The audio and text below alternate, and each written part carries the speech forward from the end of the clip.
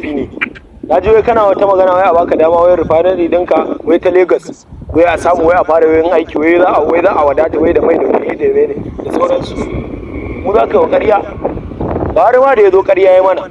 Kai kuma dama me ka taɓa yi? Me ka taɓa yi wa Najeriya? Ba abin da ka taɓa yi musu banda lalata Najeriya da kai. Kai fa kake fulawa, ka yi siminti, ka yi dunkule. Ba kai kake yi ba, kai kake yi. Amma har yanzu ba matsin muke ciki ba. Siminti yanzu ɗan talaka ba zai iya siyan siminti a jere guda 30 ba. Ɗan talaka. Kuma a haka za ka ce za ka kama wani ci gaba. Za mu samu mai, za mu sami mai, ƙarya ne.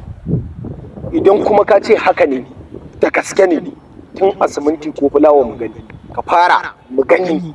Idan muka gani a ƙasa sai mu janyo hankalin jama'a, mutane sai mu gaya musu to wannan hanyar fa mai kyau ce. Amma babu wani wanda ya isa ya zo ya mana ƙaryar banza da tofi. Billahi lazi muna da talent kuma mun waye. Mun fara yawon duniya. Muna nan muna yanki ba inda ba za mu je ba. Sai mun gane wace uwa ake toya. Lai komai ake yi sai mun gane. Kuma billahi lazi daruri ne sai mun gaya muku gaskiya. Ko za ku mutu lai sai mun faɗa gaskiya. Ba wata uwa da za a yi mana. Ma za ka je ma ka rushe gurin ka rushe shi. Amma wallahi ba za a baka dama ba. In an baka da wai ban da rainin hankali. Wai wani ne wai zai mallaki wai rufar kasar kuma ba ta da gurin tace mai. Wai sai wani ne wai zai banda ma ta yace ma za ka san. Wai banda ma ta yace za ka san wai wata shige ba zabi kudin ma ba lallai nasa bane. Wallahi ba lallai in ba zan iya rantsewa da Allah ba lallai kudin sa bane ba Allah ya tsina.